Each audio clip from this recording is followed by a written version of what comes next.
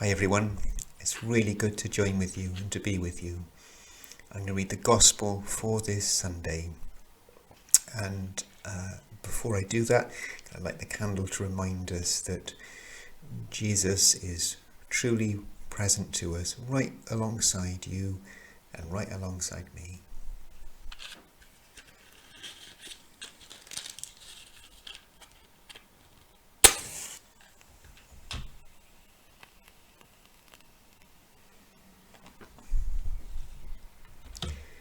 Jesus Christ is the light of the world, a light no darkness can quench.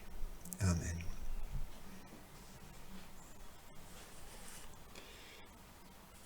Listen to the Gospel of Christ according to St. John. Glory to you, O Lord. Jesus raised his eyes to heaven and said, Holy Father, keep those you have given me true to your name, so that they may be one like us. While I was with them, I kept those you had given me true to your name.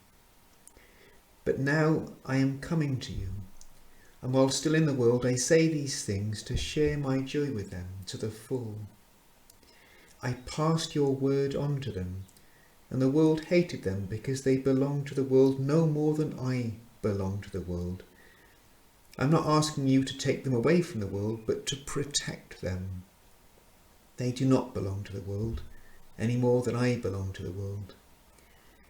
Bless them with your truth. Your word is truth.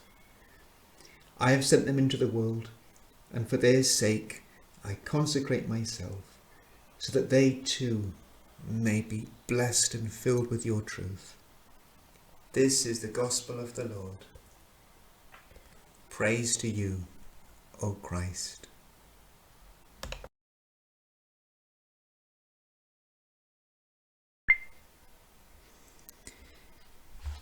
So in our gospel story for this week, this is the scene. Jesus is in the garden and all of his disciples are sleeping, and it's night, and Jesus is praying for his disciples as they sleep. What does he pray? Jesus prays that all of his disciples, all of his followers will be one. All the followers of Jesus be one. This is God's dream, that making a new family from every country, a new family made up of people of different shapes and sizes, different races, people who look different, but he's making this one rainbow family. Father, may they be one. This is the prayer of Jesus. You may know the love of being part of God's family. If you're a follower of Jesus, I'm your family, and you're my family. And Jesus wants to make us one.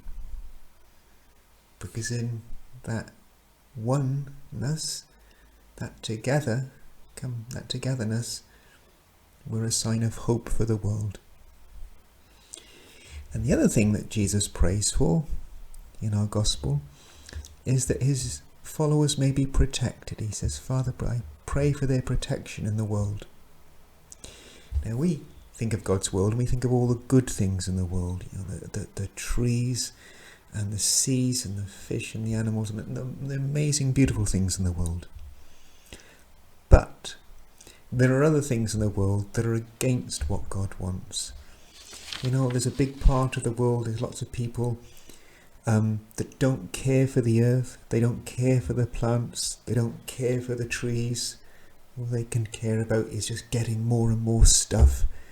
And if that means killing the world and poisoning the seas, well, who cares?